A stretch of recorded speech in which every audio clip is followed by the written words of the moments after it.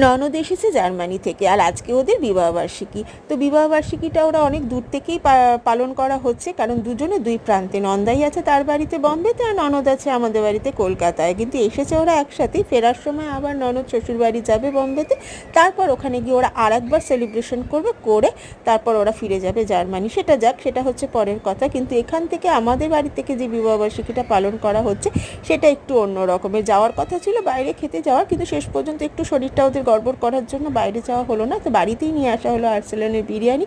আর দূরে থাকলে কি হবে, মনের টানটাই তো আসল টান না, কারণ বিবাহ মনেই তো বন্ধন, বিবাহ মনেই তো বাধা পড়ে যাওয়া।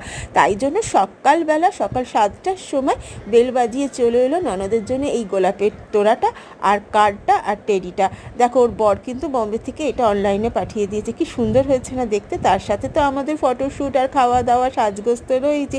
তো সব মিলিয়ে ওকে হ্যাপি অ্যানিভার্সারি দিয়ে দিনটা আমরা খুব সুন্দর